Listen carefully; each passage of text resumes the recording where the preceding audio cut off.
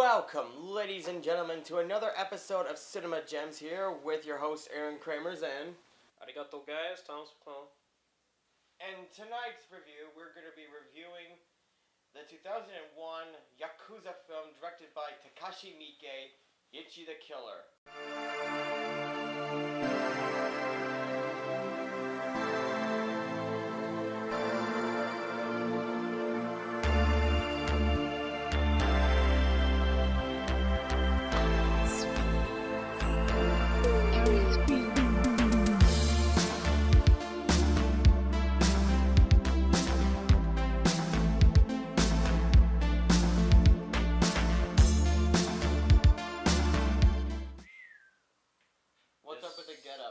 I thought just for this occasion, I thought I'd try to basically interpretate the style of the film as best as I could by dressing up like one of the characters in a way.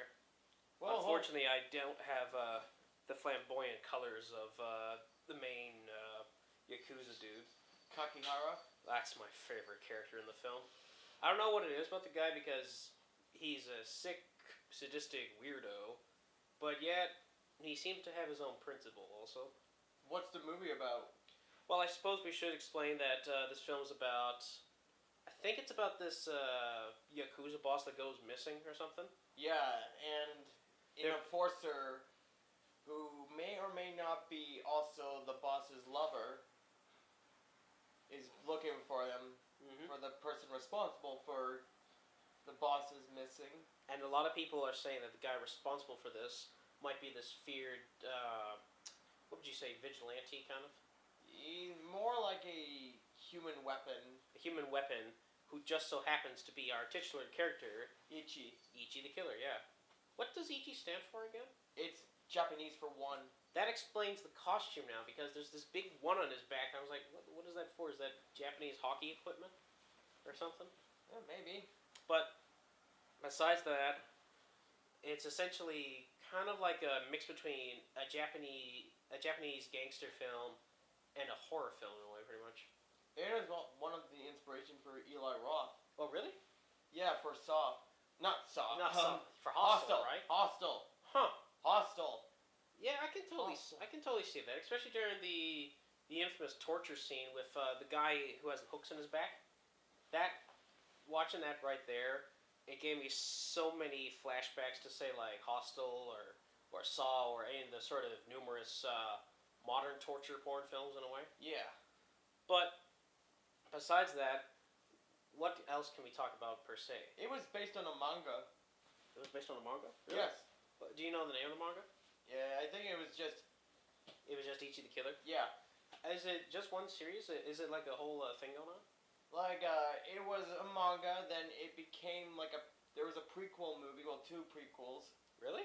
One's like a live action, the other one is an anime. Huh. I don't know, but that'd be pretty cool to look up. Or... The anime was like, it's what you would expect when it comes to like messed up anime. Is it sort of more ultra-violent kind of anime, though? It's, well, like, it's not very bloody per se, but in terms of, like, themes, like, it is a bit messed touchy. Because it focuses on the character of Ichi. Oh, so is it more like a prequel about Ichi himself? Yeah, and his, fetish. Oh, so it goes more detailed. Because I was thinking, throughout the movie, it's kind of left ambiguous about what exactly is Ichi's, let's say, problem, per se. Yes. I mean, we get the sense that he's being manipulated, right? And yeah. all that. But we're not really shown exactly too much, except for the scenes where we see him in action, pretty much. Yes. And this is a trigger warning for anybody watching this that cannot stand, that may not be a fan of, well, just people who don't, like us, do not like sexual violence and rapes and all that. Because this movie literally starts with a rape scene. Yeah. And the title coming out of the main character's semen. Yes. Which is real, by the way. I don't even want to know how they got it, to be honest. I mean, do you think we should tell, or should we go on to the next thing? Yeah, let's go to the next thing. Oh, thank Christ. Okay, let's talk about one of the most memorable characters for the movie now. Kakihara. That guy's got style, man. That's all I can say. Mm-hmm. I mean, you could cut off his tongue and he'll just walk it off, pretty much. Yep. I don't know what it is, but when I look at this guy, I immediately think of Christopher Nolan's version of the Joker in a way, almost. Just something about that persona in a way. I don't know what it is. It's the coat that brings it out. Like the way he sort of carries himself. He's got that sort of I'm messed up. I don't care. Mm-hmm. He kind of he seems to be a guy that doesn't seem to relish in pain unless there's, as he says, love behind it, right? Yes. Or something like that. And that's the difference between Kakihara and Ichi. Oh, yeah. Kakihara does things with consent. Yes, definitely consent. Remember, people, consent is important. And I don't know, how do you think he got those scars on his body? Because if you What do you think? Well, I was thinking, with the way his mouth is, it looks like he's kind of got a Glasgow smile thing going on, where somebody essentially puts a razor to your mouth and cuts open your mouth like this. So basically, like the Joker, basically. That's what I was thinking. So like what you say, like a Glasgow smile, or also known as a Chelsea smile or a Chelsea grin. Or the rat smiles they call in the mafia sometimes. Like that's to show that you're a rat or something like that. But it seems like he doesn't care. He's just there to kill some fools and get on with his day. Mm-hmm. And I gotta commend him for that. He's the most entertaining character in this movie, pretty much. That's why I dressed up like this, per se, just to make my announcement to him, shall we say. But, besides that character, let's talk about the titular character himself, Ichi, now. Yes. Whew, Ichi man. is a very messed up individual. Yeah, he's, we don't really know too much about his character, per se, because a lot of his backstory is fabricated, actually. Yeah. By these guys that control him, pretty much. Mm-hmm. But it seems like he's sort of easily manipulated because he doesn't have a lot of a spine, pretty much, right? By day, he's a spineless coward. But by night, he turns into a weapon. A violent, perverted weapon. Amen. And he seems to always cry whenever he's in anger or fighting mode. Like, there's a part of him that doesn't want to do this, but it's sort of compelled to do it, pretty much. And that can be dangerous for a lot of potential mass murders and stuff like that. Yeah. I mean, I gotta hand it to you. When some of the scenes I saw, oh Christ, we're back into audition territory again. Yeah, which also was directed by Takashi Miike. What the hell, dude? I mean, dude. Yeah, Takashi Miike is often known for his gory ultra-violence, but his gory his style. touchy themes. But he seems to have a lot of enjoyment for it, though. And he seems to have a lot of heart for his work. Yes, like movies like you say, Audition, Ichi the Killer, Gozu, 13 Assassins, stuff Visitor like Q. Mm-hmm. But more importantly, let's also talk about what really makes the film, the violence in this film. Yeah. I have to admit, this is some really...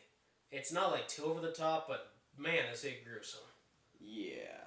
I mean, come on, we see a dude get his face pulled, like literally by the skin. And we see a dude with chains through his back also. And we got some nipple slicing. Eesh. Oh, I cringed really hard when that happened. And we even see a guy get turned to Pinhead. Wait a minute. Are you thinking crossover? Maybe? Yeah. That could totally work. It'd be Hellraiser and Ichi the Killer crossover. It'd be perfect. It'd be a match made in heaven in a way. Please, Ichi, no tears. It's a waste of good suffering. But that's literally all my character is crying when I'm about to kill some fools. I mean, supposedly, right? Yeah. It seems like he's always saying, I'm not making violence for the sake of violence. I'm making violence to express something, kind of. Yeah, it's like he was inspired by not a lot of like Japanese directors per se, but more like Western. Well, you said he was inspired by a lot of per se American or even Canadian filmmakers, kind of, right? Well, like, he was inspired by Paul Verhoeven, who is Dutch. Alright. David Cronenberg, who's Canadian. Mm-hmm. And David Lynch, who's from Mars. It's hard to tell with him, right? Mm-hmm. I can kind of see with the violence, per se, or the representation of women with Verhoeven in a way. But with the Cronenberg, it's definitely the body horror that I noticed. But Lynch, I'm so glad you mentioned this. Lynch, you could say, is very prevalent with this film near the end, don't you think? Yeah. It's very confusing. Very confusing. I think it's made with the bad CG in this film. The CG's not aged particularly well. Yeah, it's not. It's no Avatar, that's for sure. No, but given the time and the budget this film must have had, it could be a lot worse. Yeah. It could be a lot worse. But anywho, when we see the Taki, what's his name again? Kakihara. Kakihara, when he puts the things in his ears, I'm thinking, is he deaf now? Or is this just something happening in his head right now? Hmm. And I have to always wonder what really happens in the end. Mm-hmm. It leaves me wondering, which I guess is what a good film should do, pretty much. Start conversations. Start conversations, exactly. Get people to talk deep into this film. Yeah. But, all that said, if there was something you didn't particularly like about the film, what would it be? Too much violence against women. Yeah, it's, isn't the director been accused of misogyny? Yeah, he has been accused of misogyny. Yeah. And didn't somebody say that this film got banned in a couple countries because of that? Yeah, apparently so. And actually, in its premiere in Toronto International Film Festival, the movie was promoted by like the producers or whoever handing out barf bags for the screenings. Oof. There's only been a few films that have done that, and this film really deserved that kind of promotion element. Mm-hmm. The one thing I have to admit I didn't particularly like was, got a little complicated in some areas. It's a little long, and it kind of makes you wonder, is this over? What's going on, kind of thing. It's kind of the feeling of saying, what more can happen, pretty much. But, in all said and done, what would you say about the film overall? I'd say this is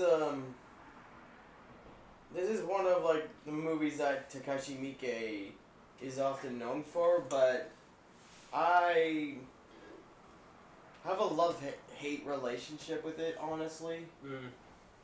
Yeah. And because of that, I'm gonna give it like a 6.5 out of 10. Okay, that's pretty fair. I will admit, like yourself, I have problems with this film, per se. I don't know what it is. It's just the scenes that depict, especially at the beginning with the rape, and the dude's splooge apparently contains the title. I don't know why. But watching that, it really makes my skin kind of crawl. I'm not the biggest fan of, say, seeing films like that, per se. But I love the main Yakuza dude, and I love his style. I love his character, particularly. I'm not the biggest fan of Ichi, which was weird, because I was looking more for the bad guy to actually make it in the end, pretty much. So, because of that, I'm going to give the film a 7 out of 10. Well, that's it for today. Hope you guys enjoyed the video. If you did, hit the like button if you haven't already. Don't forget to hit the subscribe button and the bell for notification. And follow us on Facebook, Twitter, and Instagram. And follow us on Patreon. Exactly. Hope to see you guys next time. Arigato, guys. Take care.